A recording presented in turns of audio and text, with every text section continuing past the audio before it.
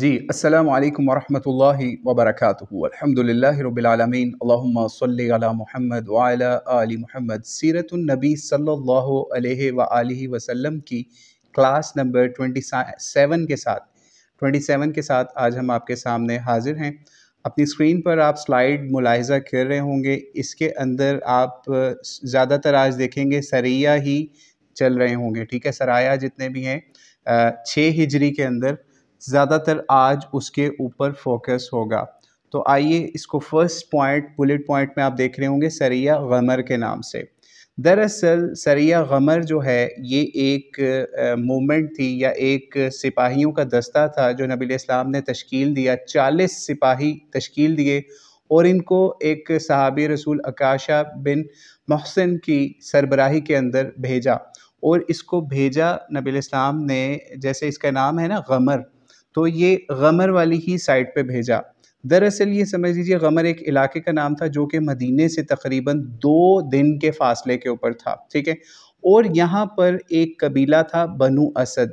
ٹھیک ہے۔ یہ بنو اسد والوں نے یا ان کی ایک بہت بڑی تعداد نے مکے والوں کا یا پھر کفار مکہ کا ساتھ دیا نبی علیہ السلام کے اگینسٹ غزوہ احزاب کے اندر۔ تو یہ غزوہ احزاب کے بعد نبی علیہ السلام نے کچھ ایسی ایگریسو یا پھر سمجھ لیجیے ایڈوانسمنٹس موومنٹس کی کہ مدینے سے باہر جو بھی قبائل تھے، 1 دن کے فاصلے پہ، 2 دن کے فاصلے پر، 3 دن کے فاصلے پر، جنہوں نے بھی نبی علیہ السلام کے خلاف یا مسلمانوں کے خلاف مدینے کے اوپر اٹیک میں غزوہ احزاب کے اندر حصہ لیا تھا، ٹھیک ہے۔ کیونکہ آپ کو پتہ ہے احزاب کہتے ہی زیادہ سارے لشکروں کو ہیں یا زیادہ سارے گروپس کو ہیں، تو اس کے اندر بہت زیادہ ٹرائبس تھے۔ ان میں ایک ٹرائب جس کے بہت بڑی تعداد تھی وہ بنو اسد والے بھی تھے۔ تو نبی علیہ السلام نے اس وجہ سے اس قبیلے کی طرف بھی ایک سپاہیوں کا دستہ بھیجا، اور ان کو تاکہ خبر بھی نہ ہو، اور اس طریقے سے وہاں پر سپاہی ان کے نبی علیہ السلام کے اٹیک کریں، اور ان کو یہ ڈر خوف بھی ہو کہ مسلمان غزوہ احزاب کے بعد بھی ابھی بھی پاور میں ہے، ٹھیک ہے۔ جس وقت یہ غزوہ احزاب کے بعد یہ والا سریہ غمر ہوا، جب بھیجے نبی علیہ السلام نے اتنے ٹروپس 40 ٹروپس، تو ہوا یہ کہ جب ان کے علاقے پہ اٹیک کیا گیا، یعنی جس جگہ پہ ان کی فوجی چھاونیاں تھیں یا پھر یہ لوگ وہاں پہ اپنے سپاہیوں کو تیار کیا کرتے تھے، تو وہاں پہ کسی مخبر نے یا جو نیوز بریکرز ہوتے ہیں انہوں نے کیا کیا، انہوں نے پہلے ہی ان کو بتا دیا ہوا تھا کہ اس طریقے سے نبی علیہ السلام بندے بھجوا رہے ہیں آپ کے اوپر اٹیک کرنے کے لیے۔ خیر یہ ہوا کہ یہ جلدی میں اپنا وہاں سامان وغیرہ چھوڑ کے ان کے جو بھی ٹروپس وہاں پہ تھے وہ وہاں سے بھاگ گئے ان فوجیوں کو یا ان کو آنے سے پہلے ہی، ٹھیک ہے۔ اور بتایا جاتا ہے جب یہ لوگ بھاگ گئے اپنا سامان وہیں چھوڑ کے بھاگے، اور تقریباً 200 اونٹ یہ جو مسلمانوں کے ہاتھ میں آئے، اور اس کے علاوہ بھی بہت سارا سامان مسلمانوں کے ہاتھ میں آیا، ٹھیک ہے، جو کہ جس کو مال غنیمت کا نام دیا جاتا ہے، ٹھیک ہے۔ اس کے بعد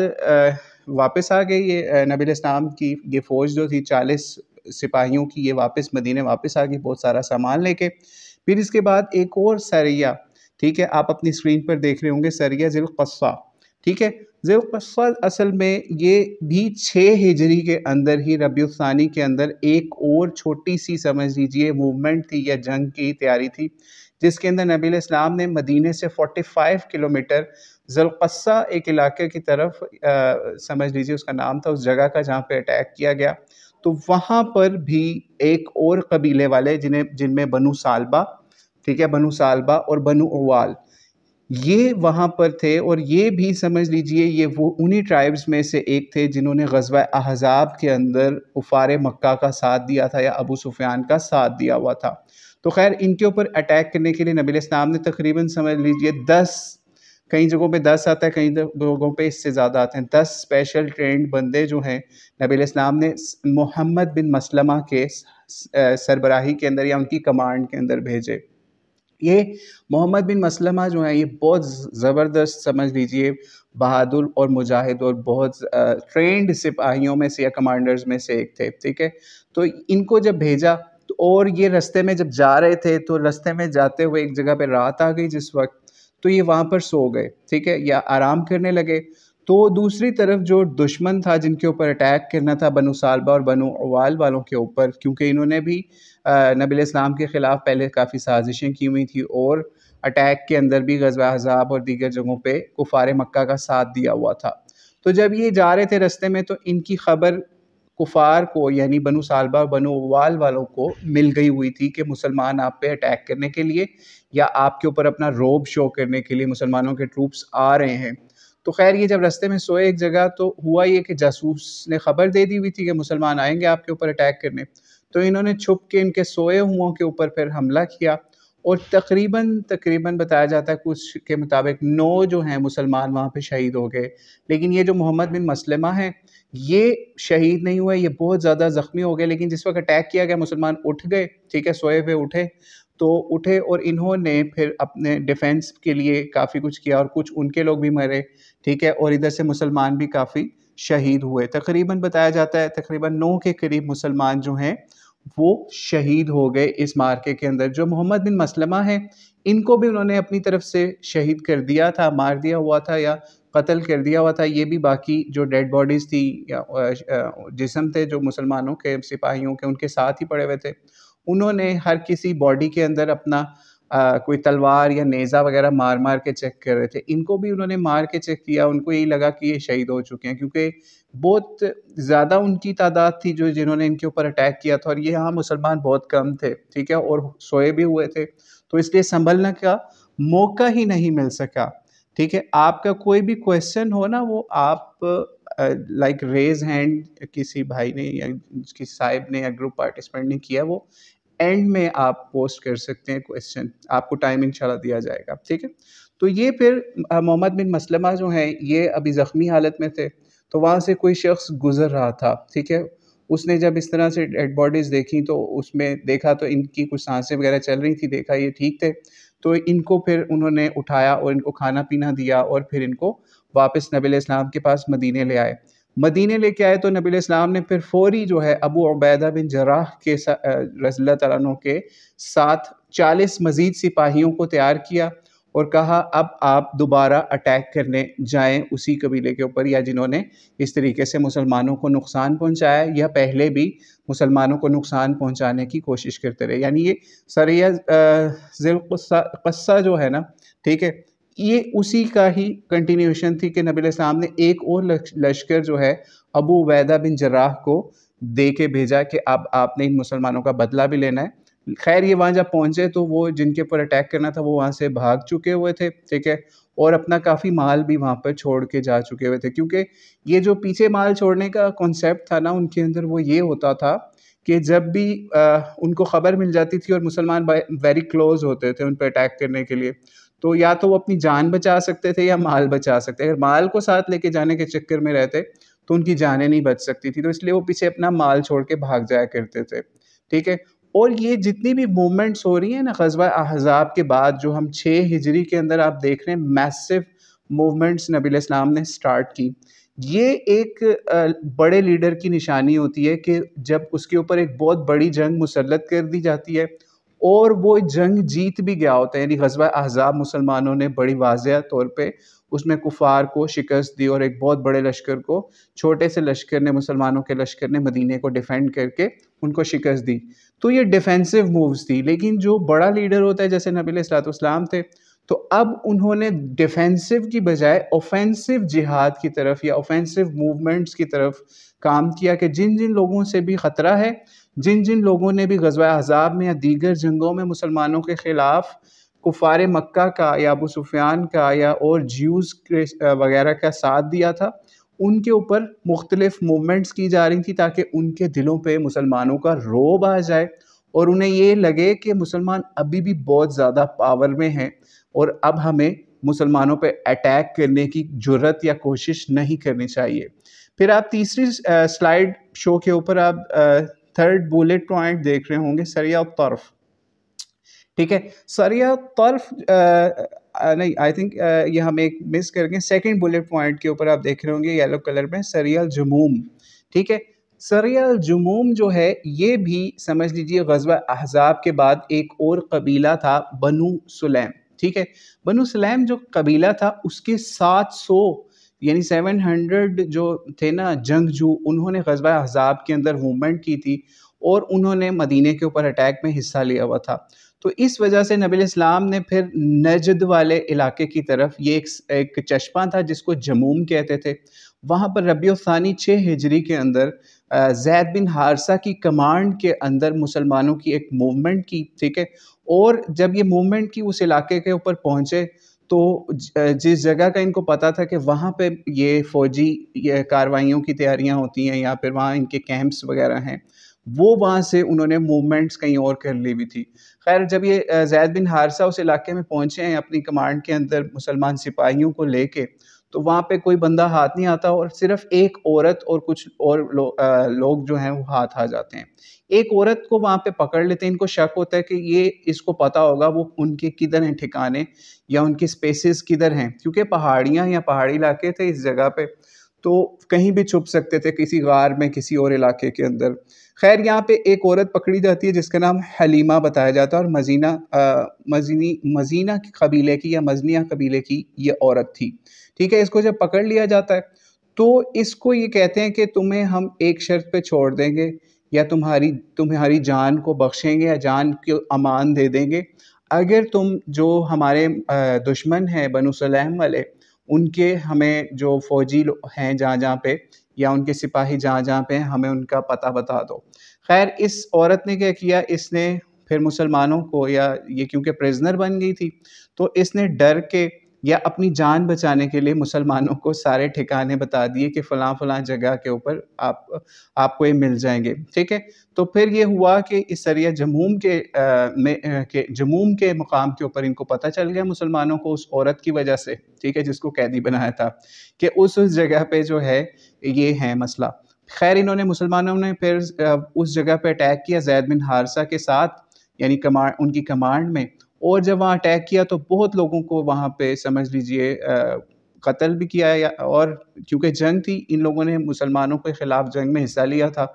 اور یہ ایڈوانسمنٹ اسی لیے نبی علیہ السلام نے کروائی تھی۔ لیکن پھر بھی ان کو بھی پتہ چل گیا کہ اس طرح مسلمانوں کا لشکر ہمارے پہ اٹیک کرنے لگا ہے۔ بہت سارے فوجی اور لوگ جو ہیں نا وہ وہاں سے پہلے ہی مسلمانوں کے اٹیک سے پہلے نکل چکے ہوئے تھے، لیکن کچھ قیدی وغیرہ مسلمانوں کے ہاتھ میں آ گئے اور بہت سارا مال غنیمت بھی ان کے ہاتھ میں آ گیا۔ اور وہ جو عورت تھی پھر اس کو لے کے نبی علیہ السلام کے پاس پہنچے، اور پھر نبی علیہ السلام کو بتایا انہوں نے کہ اس طریقے سے اس نے ہمیں بتایا تھا کہ جموم کے مقام پہ اس طریقے سے ان کے لشکر ہیں تو ان پہ اٹیک کرو، تو ہمیں وہاں سے بہت سارا مال ملا ہے، فوجی وہاں پہ کم تھے لیکن ہم نے پھر بھی کافی چیزیں کیپچر کر لی۔ تو نبی علیہ السلام نے پھر اس عورت کو چھوڑنے کا آرڈر کر دیا، کیونکہ مسلمانوں نے اس کے ساتھ یہ ٹریٹی کی تھی، ایگریمنٹ کیا تھا، اگر تم ہمیں ان کے مقام کا بتاؤ گی اور ہمیں اس طرح سے فائدہ ہوتا ہے تو ہم تمہیں چھوڑ دیں گے۔ بلکہ یہ بھی بتایا جاتا ہے اس عورت کا شوہر بھی جو ہے وہ بھی پکڑا گیا تھا اسی جب اٹیک کے اندر، یعنی آپ یہ سوچئے کہ اتنی ایکوریٹ اس نے انفارمیشن دی تھی کہ اس کا اپنا شوہر بھی پکڑا گیا، اس جگہ پہ اٹیک کروایا گیا۔ تو بہرحال اب یہ نہیں پتا کہ اس عورت نے جان بوجھ کے اپنے شوہر کو پکڑوایا یا پھر مروانے کی تھی، لیکن بہرحال یہ بھی ایک معاملہ ہوا۔ پھر نبی علیہ السلام نے اس عورت کو بھی چھوڑ دیا، اس کے شوہر کو بھی چھوڑ دیا، کیونکہ اس عورت کے ساتھ ایگریمنٹ ہوا تھا اس حوالے سے، اور اس عورت کی اس انفارمیشن کی وجہ سے اس کے شوہر کی بھی جان بچ گئی ہے، سمجھ لیجئے، ٹھیک ہے۔ اب ہم اس سے اگلے سریہ کی طرف چلتے ہیں، یہ بھی 6 ہجری کے اندر ہی ہوا۔ تھرڈ بلٹ پوائنٹ کے اوپر آپ دیکھ رہے ہوں گے سریہ الطرف، ٹھیک ہے۔ سریہ الطرف جو ہے یہ بھی جمادی الثانیہ 6 ہجری کے اندر ایک چھوٹی سی موومنٹ تھی۔ یہ بھی نبی علیہ السلام نے زید بن حارثہ کے ساتھ 15 فوجی یا جنگجو جو ہیں وہ یا مسلمان سپاہی ان کو دے کے بھیجا، آلموسٹ 66 کلومیٹر مدینہ سے دور ایک چشمہ تھا، ٹھیک ہے، اس کو طرف نامی چشمہ کہتے ہیں، ٹھیک ہے، اسی کے نام کے اوپر پھر یہ اس چھوٹی سی موومنٹ کا نام رکھا گیا، ٹھیک ہے، ہسٹورینز نے۔ یہاں پہ بھی جب مسلمان پہنچے اٹیک کرنے کے لیے تو ادھر بھی ان کو خبر مل چکی ہوئی تھی، کیونکہ اتنی میسو موومنٹس ہو رہی تھی، تو جو بھی دشمن تھے ان کو پتا تھا نبی علیہ السلام ہمارے اوپر اٹیک کرنے والے ہیں، کیونکہ ہم نے غزوہ احزاب میں یا اور جنگوں کے اندر مسلمانوں کے خلاف موومنٹس کی ہوئی ہیں، اور اب مسلمان جو ہیں اب ایگریسولی ہمارے اوپر اٹیک کریں تو وہ اپنے ٹھکانے بدل لیتے تھے۔ تو خیر یہاں پہ بھی پہنچے تو یہاں پہ بھی کچھ سامان تو مسلمانوں کو مل گیا، بکریاں، اونٹ وغیرہ، لیکن زیادہ تر ان کے سپاہی سارے وہاں سے اپنا ٹھکانہ چینج کر چکے تھے یا بھاگ چکے تھے، ٹھیک ہے۔ پھر اس سے آگے ایک اور سریہ عیس دیکھ رہے ہوں گے آپ، ٹھیک ہے۔ یہ थर्ड बुलेट पॉइंट के ऊपर सेकंड नंबर के ऊपर सरिया ईस, ठीक है। सरिया ईस जो है ये भी बताया जाता है 6 जमादुस्सानी के अंदर या जमादुस्सानिया के अंदर एक समझ लीजिए एक मामला ये हुआ कि ये भी नबी इस्लाम को इत्तला मिली कि इस तरीके से कुरैश मक्का का एक लश्कर जो है वो शाम वाली साइड से वापस आ रहा है और उसके अंदर बहुत ज़्यादा माल भी है, और ये वही कुरैश मक्का है क्योंकि नबी इस्लाम के ख़िलाफ़ इन्होंने अभी कुछ अर्सा पहले ही मूवमेंट की थी और ग़ज़वा अहज़ाब के अंदर बहुत ज़्यादा लश्कर लेके ये चढ़ाई करने के लिए और मदीने को तबाह बर्बाद करने के लिए आए थे। तो नबी इस्लाम ने यहाँ पे भी एग्रेसिव मूवमेंट दिखाई और ज़ैद बिन हारसा को ही यहाँ पे कमांड दी और 170 सोल्जर्स को या मुजाहिदीन को नबी इस्लाम ने मूव करवाया कि आपने जाके ये इसके ऊपर अटैक करना है, ठीक है, ताकि कुफार मक्का के ऊपर भी रोब हमारा मुसलमानों का आ जाए कि ये लोग अभी भी कमज़ोर नहीं है, इतने बड़े आप लोगों ने नुकसान की कोशिश के बावजूद, यानी जो ग़ज़वा अहज़ाब में हुआ, ठीक है। खैर ग़ज़वा अहज़ाब में नुकसान मुसलमानों को तो नहीं हुआ, लेकिन बहरहाल इतने ज़्यादा लश्कर थे वो यही अपनी तरफ से यही सोच के आए थे कि हम इनको तबाह कर देंगे, लेकिन अल्लाह ताला की मदद की वजह से बहुत ज़्यादा मुसलमानों की बचत हो गई। खैर जब ये अटैक करने जाते हैं, ठीक है, तो ये उस काफ़िले के ऊपर जो कि शाम से मालो दौलत लेके आ रहा था, और इस काफ़िले के अंदर जो सबसे ज़्यादा माल था ना वो सुफियान बिन उमैया का था। इसकी बहुत ज़्यादा चांदी जो है ना वो वहाँ से ट्रैवल हो रही थी, वहाँ से मूवमेंट उसकी बहुत ज़्यादा थी क्योंकि वहाँ से माल भी आता था और बहुत सारी और भी चीज़ें आती थी शाम से तिजारत, ठीक है। तो यहाँ इस काफ़िले को जो समझ लीजिए लीड कर रहे थे या जिसकी ज़िम्मेदारी थी इस काफ़िले को सेफली शाम से मक्का लेके आने की, वो अबुल आस बिन रबी थे, ठीक है। अबुल आस बिन रबी वही शख्सियत हैं जिनकी हम कुछ आज से समझ लीजिए 2 महीने पहले किसी स्लाइड के अंदर ज़िक्र कर चुके हैं। नबी इस्लाम की बेटी ज़ैनब, ठीक है, बड़ी बेटी थी ज़ैनब, ठीक है, ज़ैनब के ये शौहर थे, ठीक है। तो लेकिन चूँकि इन्होंने अभी तक इस्लाम कबूल नहीं किया हुआ था, इस वजह से इनकी अलहदगी थी, यानी ये नबी इस्लाम की बेटी जो हैं वो मदीने में थी ज़ैनब और ये मक्के में थे। इनकी टेम्परेरी तौर पे समझ लीजिए सेपरेशन थी इस हवाले से कि इन्होंने इस्लाम नहीं कबूल किया हुआ था। और इससे ये रूल भी आपको समझ लेना चाहिए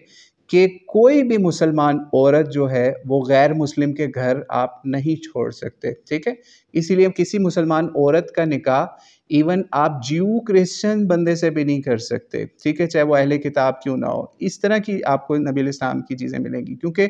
उनसे आप लड़की या औरत का निकाह तो अपने मर्द से कर सकते हैं ज्यूज़ एंड क्रिश्चियंस का, लेकिन आप अपनी लड़की या अपनी औरत का निकाह उनसे नहीं कर सकते। और यहाँ पे मामला उससे भी ज़्यादा सख्त था कि वो कुफ़ार मक्का थे, ठीक है, जो कि ना क्रिश्चियन थे ना ज्यूज़ थे। खैर तो ये अबुल आस जो हैं ये इनको किसी हवाले से अभी तक छोड़ा हुआ था, लेकिन इनका निकाह समझ लीजिए टोटली उस तरीके से ख़त्म नहीं था कि बिल्कुल भी इनका ताल्लुक़ नहीं होता, यानी अभी इस चीज़ का ऐलान नहीं हुआ था अल्लाह ताला की तरफ से, ठीक है। कुछ हिकमतें थी इस वजह से इनका निकाह अभी तक उस तरीके से टोटलिटी में ख़त्म नहीं किया हुआ था, लेकिन कुछ सीरत निगारों के मुताबिक ये निकाह ख़त्म हो चुका था किसी हवाले से। खैर ये तो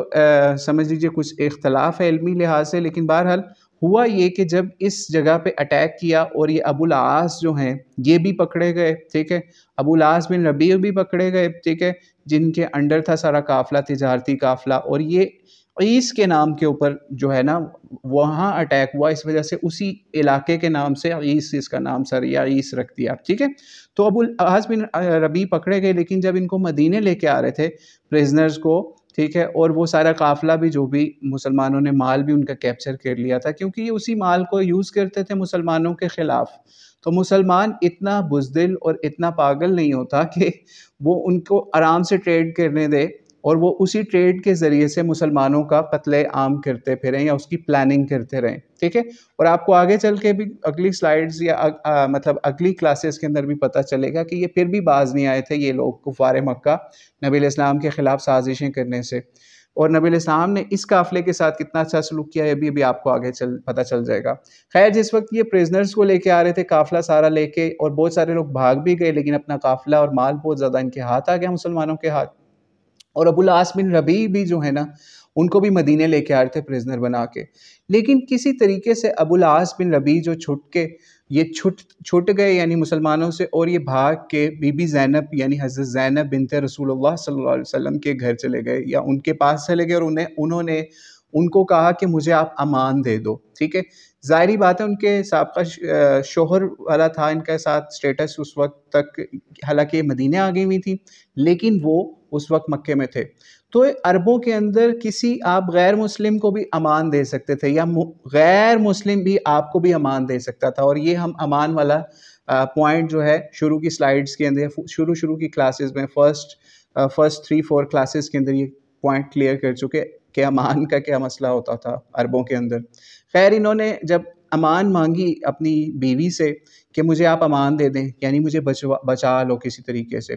تو یہ سیدہ زینب جو ہیں فجر کی نماز یا کسی نماز کے بعد وہاں مسجد میں اس طریقے سے نماز جیسی ختم ہوتی ہے، اس کے پیچھے سے یہ آواز دیتی ہیں کہ میں نے ابو العاص بن ربیع کو امان دے دی۔ نبی علیہ السلام بھی جب نماز سے فارغ ہوتے ہیں تو وہ بھی آواز سنتے ہیں کہ اس طریقے سے کس نے اس کو امان دے دی، ٹھیک ہے، ابو العاص بن ربیع کو۔ تو نبی علیہ السلام کو پتہ چل گیا ان کی بیٹی ہے، تو نبی علیہ السلام نے پھر صحابہ سے اس کے اوپر ڈسکس کیا اور ان کو یہ بھی بتایا کہ میں بھی تم لوگوں کی طرح ابھی پہلی بار یہ بات سن رہا ہوں کہ اس طریقے سے معاملہ ہوا ہے۔ خیر پھر نبی علیہ السلام نے اس کے ساتھ بہت حسن سلوک کیا کیونکہ ان کی بیٹی نے امان دی تھی، ٹھیک ہے، اور کوئی بھی اگر قبیلے کا اس طریقے سے بڑا بندہ کسی کو امان دے دے تو اس کی بہت زیادہ رسپیکٹ کی جاتی تھی، اور یہاں تو نبی علیہ السلام کی بیٹی تھی۔ صحابہ نے بھی نبی علیہ السلام کی اس بیٹی کا ریگارڈ کیا اور نبی علیہ السلام کو پھر اس کے حوالے سے مشاورت کی، اور پھر یہی چیز سامنے آئی کہ ان کو واپس کر دیا جائے۔ ابو العاص بن ربیع کو کہا کہ آپ کو ہم چھوڑ دیتے ہیں، انہوں نے کہا نہیں مجھے بھی چھوڑیں اور میرے ساتھ، کیونکہ یہ جو ان سا ہے نا مال و دولت جو آپ نے ہمارا کیپچر کر لیا مکے والوں کا، یہ میرا نہیں ہے، میں ان کو واپس کروں گا اور پھر دوبارہ آ کے آپ لوگوں کے ساتھ شامل ہو جاؤں گا اور اسلام قبول کر لوں گا، لیکن یہ میرے اوپر امانت ہے تو میں ایسا نہیں کر سکتا کہ میں اس طرح سے اسلام قبول کر کے تو ان کا مال جو ہے وہ یہاں آپ کے ساتھ ہی انجوائے کروں یا ہڑپ کر لوں۔ خیر نبی علیہ السلام کو بھی ان کی یہ چیز سمجھ میں آ گئی اور پھر یعنی پسند آ گئی، اور پھر نبی علیہ السلام نے سارا مال ان کو دے کے کہا کہ آپ چلے جاؤ واپس۔ یہ جب کفار مکہ کے پاس گئے اور ان تک بھی ساری رپورٹ پہنچ گئی ہوئی تھی تو ان کو پھر انہوں نے یہ چیز بتائی کہ میں اگر چاہتا یا میں یہ چاہتا ہے تو یہ تمہارا مال ان کو دے کے خود مسلمان ہو کے اور اس میں اپنا شیئر بھی لے سکتا تھا، لیکن میں نے ایسا نہیں کیا، میں کوئی مال کا بھوکا نہیں ہوں، میں صرف یہ سب تمہاری امانت واپس لوٹانے آیا ہوں۔ تو اس سے ہی پتہ چلا پھر اس کے بعد انہوں نے بعد میں اسلام بھی قبول کر لیا، کچھ کے مطابق سیرت نگاروں یا ہسٹورینز کے مطابق انہوں نے فوری اسلام قبول کر لیا، اور کچھ کے مطابق انہوں نے فتح مکہ کے قریب اسلام قبول کیا، لیکن انہوں نے نبی علیہ السلام سے اس وعدے کو نبھایا۔ اور حدیث کی کتابوں کے اندر بھی نبی علیہ السلام کی ایسی روایات مل جاتی ہیں جس کے اندر نبی علیہ السلام نے اپنے اس داماد کی ابو العاص بن ربیع کی بہت زیادہ تعریف بھی اور تحسین والے کلمات بھی بتائے ہوئے ہیں، ٹھیک ہے۔ تو امید ہے آپ کو اس سے بھی ایک چیز پتہ چل گئی ہوگی کہ نبی علیہ السلام جو ہیں وہ رشتوں کا اور جو اس طرح سے امان دی جاتی تھی ان کا بہت احترام بھی کرتے تھے، اور صرف یہاں تک نہیں رکتے تھے بلکہ اس مسئلے پہ صحابہ سے بھی مشاورت کرتے تھے کہ وہ بھی، اور یہ نبی علیہ السلام کی طرف سے بھی جب چیزیں مشاورت یا مشورے کے ذریعے سے طے ہو کے پھر اس معاملے کو کلیئر کیا گیا، یعنی یہ نہیں ہوا کہ کوئی ایسی معاذ اللہ ثم معاذ اللہ کوئی ڈکٹیٹرشپ تھی کہ نبی علیہ السلام نے کی بیٹی نے کہہ دیا کہ میں نے یہ اس کو امان دے دیا اب کوئی بات نہیں ہوگی اس کے اوپر، نہیں ایسا نہیں ہوا۔ پھر بھی نبی علیہ السلام نے اس کے اوپر ڈسکشن کی صحابہ سے، صحابہ کے ساتھ میوچلی انڈرسٹینڈنگ کے بعد ایک یونینیمس ڈیسیژن یا ایک ڈیسیژن سامنے آیا کہ اس طریقے سے ہمیں ان کا مال بھی واپس کر دینا ہے اور ان کو اس طرح چھوڑ بھی دینا ہے، ٹھیک ہے۔ بعد میں ان کا پھر دوبارہ نکاح جو ہے وہ دوبارہ ری انسٹیٹ کر دیا گیا جب یہ مسلمان ہو کے واپس آ گئے، ٹھیک ہے۔ اب ہم آج کی سلائیڈ کے لاسٹ پوائنٹ کے اوپر چلتے ہیں، آپ اپنی اسکرین پر دیکھ رہے ہوں گے ام المومنین رملہ ام حبیبہ۔ دراصل نبی علیہ السلام کی یہ زوجہ محترمہ بنی تقریباً کچھ ہسٹورینز کے یا سیرت نگاروں کے مطابق 6 ہجری میں، کچھ کے مطابق 7 ہجری میں، لیکن کیونکہ ہم 6 ہجری کے ابھی واقعات ڈسکس کر رہے ہیں تو 6 ہجری کے اندر ہی زیادہ یہ بات مشہور ہے کہ ان کا نکاح نبی علیہ السلام سے ہوا، اور یہ بہت ہی زیادہ مصائب یا مصیبتیں انہوں نے اسلام کے لیے برداشت کی۔ آج ہم اس کا بھی تذکرہ کر دیں اور پھر آپ کو پتہ چلے گا کہ نبی علیہ السلام نے کیوں ان سے پھر اپنا نکاح کیا، ٹھیک ہے. ہوا یہ کہ ام حبیبہ کے نام سے مشہور ہیں، لیکن ان کا جو اصلی نام بتایا جاتا ہے نا، وہ صحابہ کی جنہوں نے لائف، جیسے الاصابہ کے نام سے بک ہے، بہت زبردست انسائکلوپیڈیا صحابہ کی لائف کا، تو اس کے اندر ان کا نام رملہ بتایا جاتا ہے. اور کچھ ہسٹورینز کے مطابق ان کا نام ہند تھا، لیکن زیادہ تر یہی مشہور بات ہے کہ ان کا اصلی نام رملہ تھا، اور ان کی جو ایک بیٹی تھی اس کی کنیت کے اوپر ان کا نام ام حبیبہ زیادہ تر مشہور ہے. کیونکہ یہی وجہ ہے کہ جب ہم کسی کو ان کا نام بتاتے ہیں نا، رملہ نبی علیہ السلام کی ایک بیوی کا نام ہے، تو لوگوں کو پتہ ہی نہیں ہوتا کہ رملہ کون ہے. پھر ہم ان کو بتاتے ہیں نا کہ حبیبہ، ام حبیبہ، تو وہ کہتے ہیں اچھا اچھا ہاں ٹھیک ہے ام حبیبہ. ٹھیک ہے، تو یہ ام حبیبہ کا ہم آپ کو آج کچھ تعارف کروا دیں کہ جس وقت نبی علیہ السلام نے دعوت کا اعلان کیا تو شروع کے لوگوں کے اندر ان کا جو شوہر تھا، ٹھیک ہے، ان کا شوہر جس کا نام عبید اللہ بن جہش تھا، ٹھیک ہے، عبید اللہ بن جہش،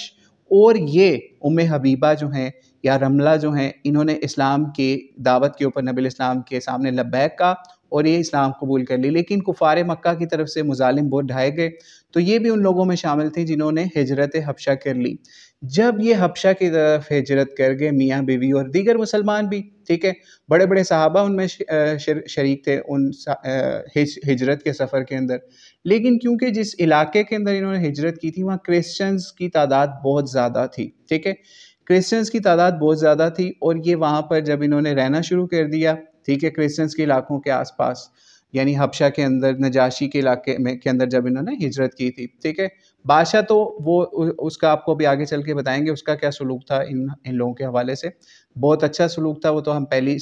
کلاسز کے اندر بتا ہی چکے. تو ہوا یہ کہ جب یہ ان کا شوہر تھا نا عبید اللہ بن جہش، اس نے کیا کیا کہ وہاں پہ اس کی دوستیاں جو ہیں نا کرسچنز کے ساتھ ہو گئیں بہت زیادہ، ٹھیک ہے. تو ان کو سیدہ رملہ کو ایک دن خواب آیا کہ ان کا جو شوہر ہے نا، اس کا کوئی عیسائیوں کے ساتھ کوئی تعلق بن گیا ہے، ٹھیک ہے. تو ہوا یہ کہ انہوں نے جب اس خواب کے بعد، ان کو خوابوں کے معاملے میں بھی ان کو کئی خواب جو ہیں وہ پہلے سے آ جاتے تھے، اشارے مل جاتے تھے کہ یہ کام ہونے والا ہے. خیر ہوا یہ کہ ان کو پھر پتہ چلا کہ ان کا جو شوہر ہے عبید اللہ بن جہش، اس نے کرسچینٹی قبول کر لی وہاں پہ، یعنی ایز مسلم حبشہ کے اندر گیا تھا، لیکن کرسچنز دوستوں یا یاریوں کی وجہ سے اس نے جو ہے وہ کرسچینٹی قبول کر لی. پھر ان کو اس کے حوالے سے اور بھی بہت خواب آتے تھے، لیکن ایک معاملہ اور بھی اس کا ہوا، ٹھیک ہے. اب یہ سوچئے کہ یہ اسلام سے یہ بندہ مرتد ہو گیا، ٹھیک ہے، مرتد ہو گیا، مرتد ہونے کے ساتھ ساتھ ان کا نکاح اس سے ختم ہو گیا، ٹھیک ہے. لیکن نکاح ختم تو ہوتا، لیکن وہ بندہ بھی مر گیا. وہ بندہ کیسے مرا وہ بھی آپ کو بتا دیتے ہیں. اس نے بہت زیادہ شراب پینے لگ گیا، وہ بندہ نا عبید اللہ بن جہش،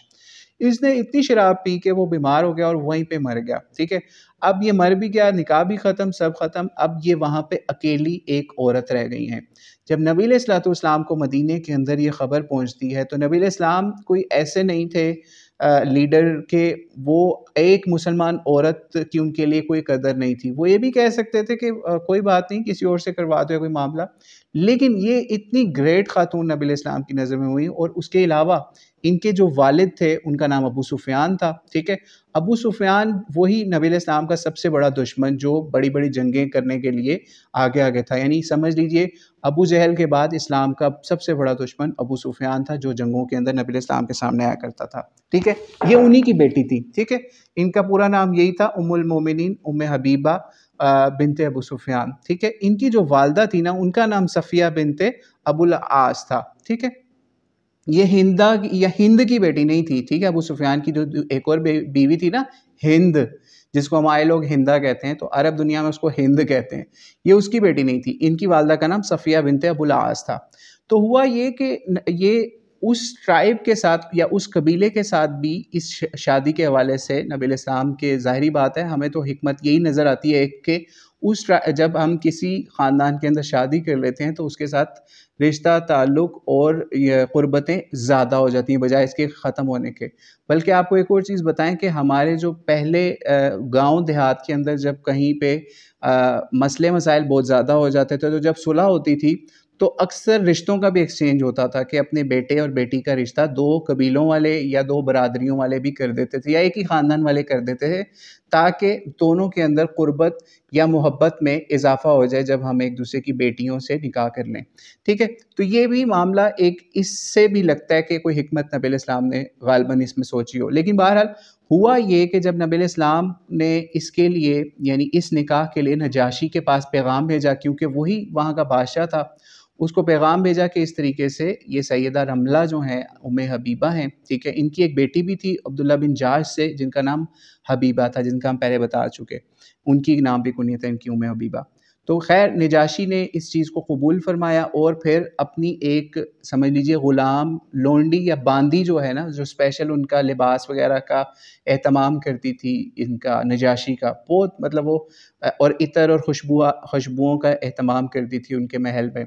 تو اس کو بھیجا اور ام حبیبہ کے پاس گئی۔ تو ام حبیبہ کو ان کے ادھر جانے سے پہلے ہی ایک اللہ تعالیٰ نے خواب بھی دکھایا تھا کہ ان کو کوئی خواب کے اندر ام المومنین کہہ کے پکار رہا ہے، ٹھیک ہے؟ تو ان کو بھی بڑی خواہش ہوئی، ٹھیک ہے، اللہ تعالیٰ کی طرف سے، کہ یہ ان کو بھی پتا تھا ام حبیبہ کو بھی کہ ام المومنین جو ہے امت کی ماں کا لقب جو ہے اسی کو ہی ملتا ہے جو نبی علیہ السلام کی زوجہ محترمہ بنتی ہیں۔ خیر جس وقت ان کے پاس پیغام آیا نکاح کا نبی علیہ السلام سے کی طرف سے، تو ان کو اتنی خوشی ہوئی اس نکاح کے پیغام کی، انہوں نے فوری جو ان کے پاس اس وقت زیور تھا ہاتھ میں یا کس جگہ پہ، انہوں نے فوری وہ اپنے ہاتھ سے اتار کے زیور اس عورت کو دے دیا جو کہ باندی یا غلام باندی تھی نجاشی کی، اس کو یہ زیور بھی دے دیا۔ خیر اس عورت نے پھر بعد میں وہ زیور واپس بھی کر دیا، کیونکہ نجاشی کی طرف سے حکم تھا کہ آپ نے ان سے کچھ نہیں لینا، ٹھیک ہے؟ اس کو بھی خیال تھا کہ یہ پہلے ہی بہت زیادہ مشکلوں اور مصائب کا شکار عورت ہیں، تو ان سے ہم نے کوئی مال کسی قسم کا نہیں لینا، ٹھیک ہے؟ تو پھر اس طرح سے ہوا کہ جب نبی علیہ السلام نے یہ نکاح کا پیغام بھیجا، پھر نجاشی نے وہاں پہ نکاح کا ارینجمنٹ کروایا، ٹھیک ہے؟ اور یہ غائبانہ نکاح ہو رہا ہے، صرف نبی علیہ السلام کے جو وکیل ہیں نا وہ وہاں پہ پہنچے ہیں، اور ادھر سے ام حبیبہ کا نکاح ہو رہا ہے۔ اور اسی معاملے کی وجہ سے مسلمان امت کے اندر ایک اتنی بڑی آسانی ہوئی کہ آج سے سمجھ لیجئے کافی سال پہلے جب یہ غائبانہ نکاح کا دور شروع ہوا، یعنی فون کے اوپر یا ویڈیو کالز کے اوپر یا اس طرح کی چیزیں، تو وہ چیز بھی مسلمانوں نے اسی نکاح سے ڈرائیو کی کہ نبی علیہ السلام کتنے ہزاروں کلومیٹر دور ہیں، مدینے کے اندر ہیں، اور ادھر افریقہ کے ایک پارٹ کے اندر نجاشی کے ذریعے سے سیدہ رملہ سے نبی علیہ السلام کا نکاح طے کیا جا رہا ہے، اور نجاشی نے ان کا حق مہر جو ہے وہ 400 درم جو ہیں یا دینار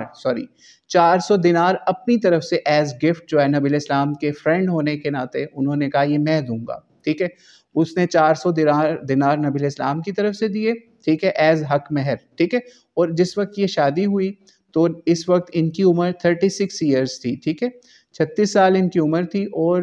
بتایا جاتا ہے کہ تقریباً انہوں نے نبی علیہ السلام کے ساتھ 5-6 سال کا وقت گزارا، یعنی نبی علیہ السلام کے اس دنیا سے جانے کے بعد، جانے سے پہلے، ٹھیک ہے؟ اور اس کے علاوہ یہ جب نکاح ہو گیا پھر اس کے بعد ان کو وہاں سے رخصت کر کے مدینے بھیجا گیا۔ یہاں پر ایک چیز بہت امپورٹنٹ نوٹ کر لیجئے، وہ یہ ہے کہ یہ جو ہم نے ابھی آپ کو نکاح کی سٹوری بتائی نا، اگر ہم اس کو تھوڑا سا بیک پہ لے کے جائیں تو آپ ان کے اگر شوہر کی سٹوری دیکھیں تو وہ ایک ماحول ایسا تھا جہاں پہ کرسچنز تھے، شراب کا بھی معاملہ تھا، ٹھیک ہے، کیونکہ حالانکہ کرسچینٹی میں بھی شراب حرام ہے لیکن اس میں اتنی سختی نہیں ہے ان میں، تو ان میں چلتی ہے اس طریقے سے۔ تو خیر جب ماحول ایسا خراب ہونا تو پھر ایسی عادتیں پڑ سکتی ہیں اور آپ پھر دین سے بھی نکل سکتے ہیں، ٹھیک ہے؟ اور یہ جو ہے نا عبید اللہ بن جہش، یہ ان کی ایک بہن نبی علیہ السلام کے اور نکاح میں بھی تھی، زینب بنت جہش جن کا نام ہے، ٹھیک ہے؟ اور ان کا عبداللہ بن جہش ایک اور صحابی رسول غالباً احد میں یا کس جنگ میں شہید ہوئے اور بڑے جلیل القدر صحابی تھے۔ تو آپ خود سوچئے کہ ماحول کا اثر جو ہے نا وہ کتنا آپ کے اوپر پڑتا ہے۔ آج اگر آپ اپنے بچوں کو کافروں کے، غیر مسلموں کے ملکوں میں بھیج دیتے ہیں تو سیرت النبی صلی اللہ علیہ وسلم سے آپ کو آج یہ سبق لے لینا چاہیے کہ ان کو شراب کی بھی عادت پڑ سکتی ہے اور وہ مرتد بھی ہو سکتے ہیں، جس طرح سے عبید اللہ بن جہش ہوا، حالانکہ بڑے اچھے خاندان سے تھا اور ان کے خاندان میں بڑے بڑے مسلمان مجاہد پیدا ہوئے، ٹھیک ہے، لیکن کیونکہ ماحول کا اثر وہاں پڑا، کرسچنوں کے ساتھ رہے، کرسچن ہو گئے، مرتد ہو گئے، اور پھر شراب پی کے اسی سے مر گئے، ٹھیک ہے، اینڈ کتنا خطرناک ہوا۔ تو اس لیے کبھی بھی کسی ڈرگ کو چھوٹا نہ سمجھیے، وہ آپ کو کسی طریقے سے آپ کو مذہب سے بھی دور کر سکتی ہے شراب، اور اسی طریقے سے آپ کو دنیا سے بھی دور کر سکتی ہے، یعنی آپ کے لیے آپ کی جان بھی لے سکتی ہے، ٹھیک ہے؟ تو اس لیے اپنے بچوں کو، اپنے آپ کو بھی، ٹھیک ہے، اپنے آپ کو بھی ایسے ماحول کے اندر بالکل نہ رکھیں جس کے اندر ایسے معاملات ہوں کہ آپ کو شراب اور ایسے معاملات ہوں، کیونکہ ہم نے دیکھا ہے علماء کے پاس ایسے ایسے خطرناک سوال آ رہے ہیں نا اس حوالے سے۔ آپ جائیے مفتیوں کے پاس، ان سے پوچھئے دوسرے ملکوں کے اندر جو مسلمانوں نے اپنے بچے یا بڑے وہاں پہ بھیجے ہوئے ہیں، تو وہ اکثر سوال کرتے ہیں کہ مفتی صاحب میں ایک سٹور پہ کام کرتا ہوں تو وہاں شراب بھی بکتی ہے، تو میں وہ بیچ لیا کروں؟ تو اب آپ خود سوچئے، ایسا سوال بنتا ہے؟ حالانکہ شراب پینے والے پر، پلانے والے پر، نچوڑنے والے پر، اس کو سپلائی کرنے والوں پر، سب پہ اللہ کے رسول علیہ الصلوۃ والسلام نے لعنت فرمائی۔ یعنی یہ ہم جب شراب حرام ہوئی یا پراپرلی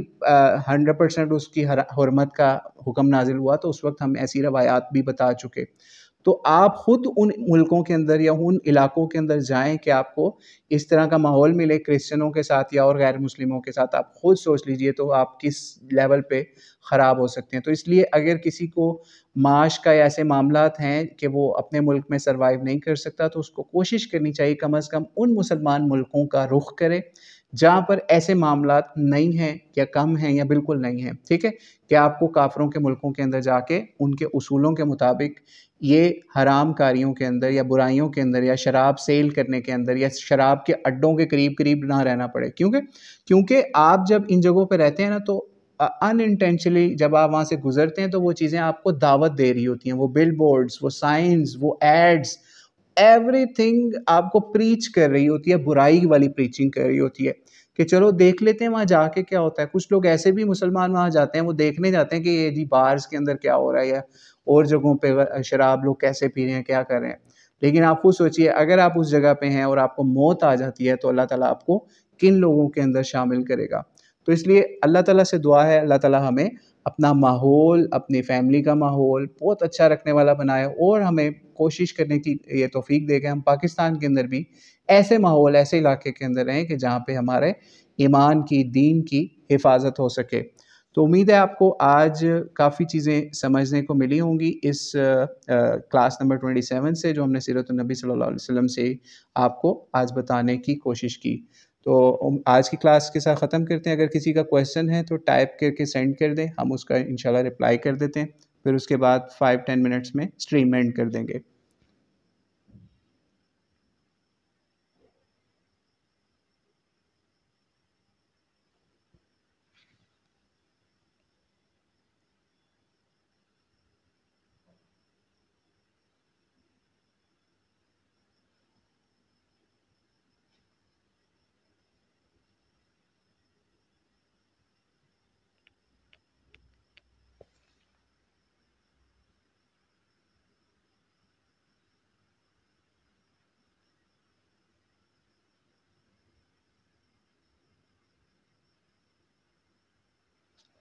جی ایک اور چیز ہم آپ کو بتاتے چلیں جب تک کلوز ہو رہی ہے، ایک بات اور آپ کو بتا دیں کہ اس نکاح کے اندر، ٹھیک ہے، ایک دو چیزیں ہم آپ کو اور بتا دیں اگر آپ لوگوں نے ابھی لیفٹ نہیں کیا،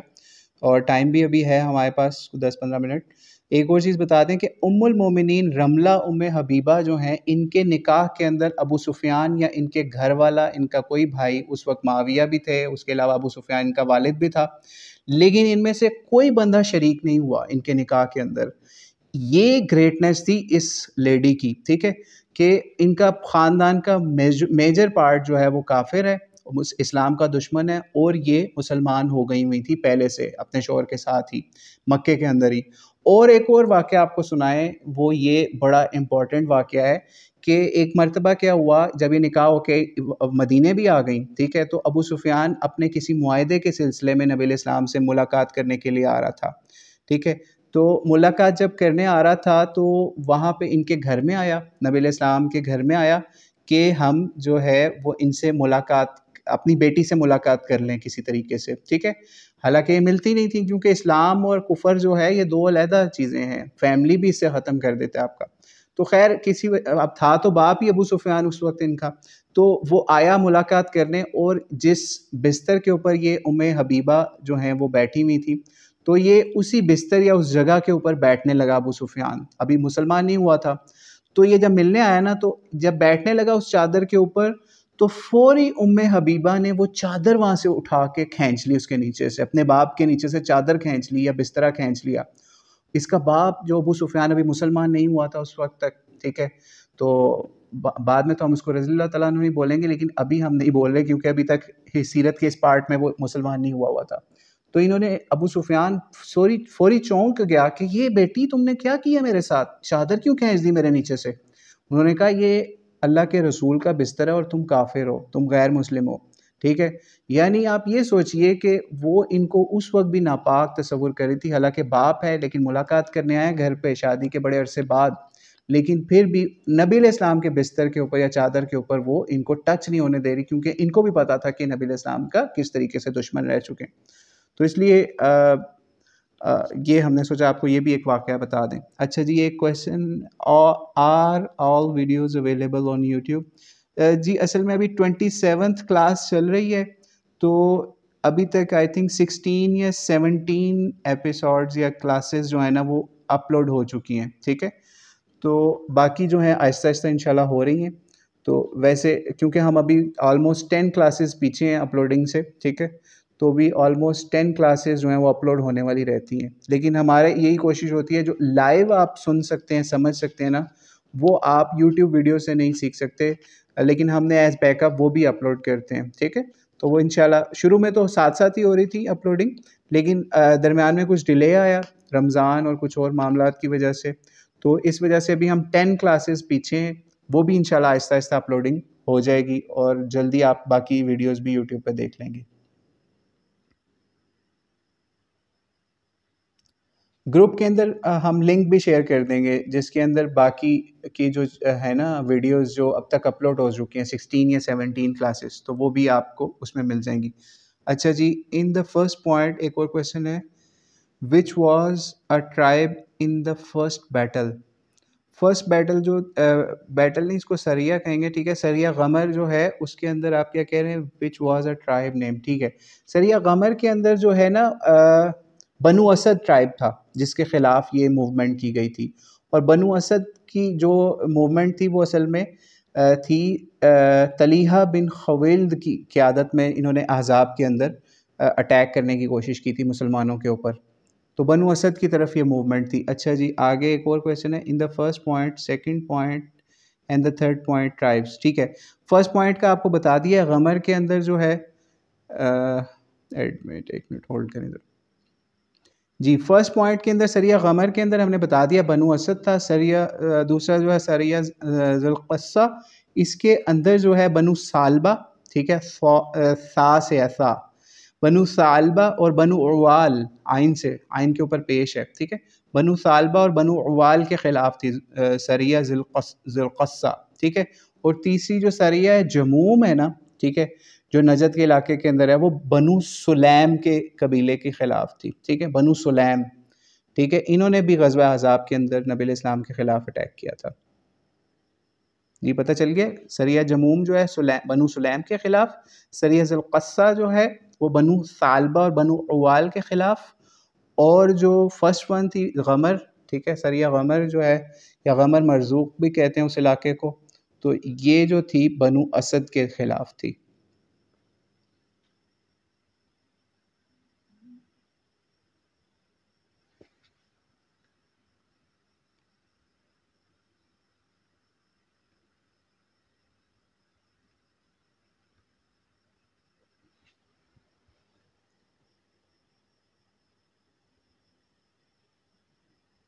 جی ٹھیک ہو گیا. اگر کوئی اور کویشچن نہیں تو آپ اسٹریم لیفٹ کرتے جائیں، پھر ہم اس کو کلوز کر دیں گے انشاءاللہ.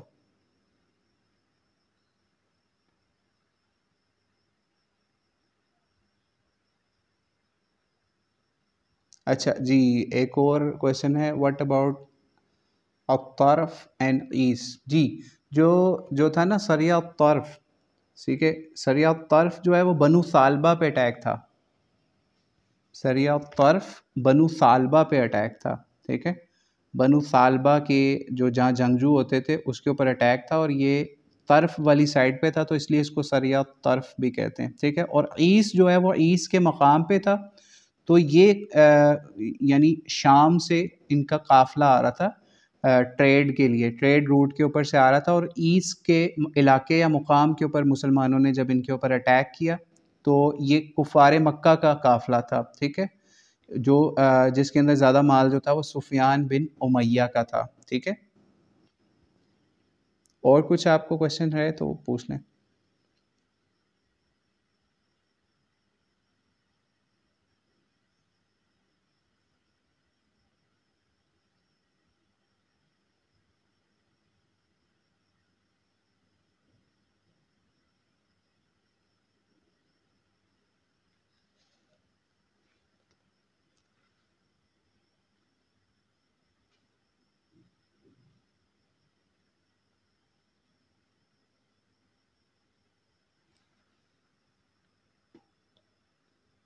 جی لاسٹ کوشچن آپ کا کون سا تھا؟ ایسٹ کے بارے میں، سریہ ایسٹ کے بارے میں.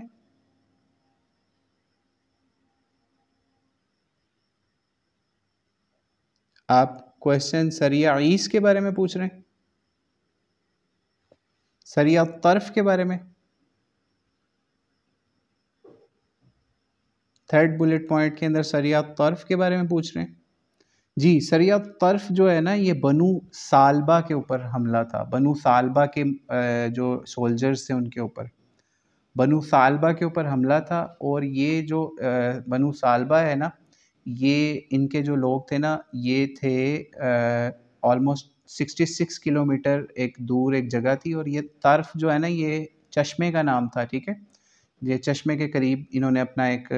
کیمپ بنایا ہوا تھا اس وقت نا، جہاں پہ مسلمانوں نے اٹیک کیا تھا. سمجھ لگی؟ سالبہ، بنو سالبہ کے لوگ تھے، ان کے اوپر اٹیک کرنا تھا.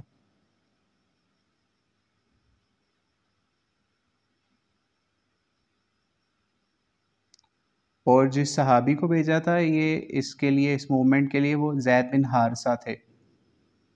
وعلیکم السلام ورحمۃ اللہ وبرکاتہ.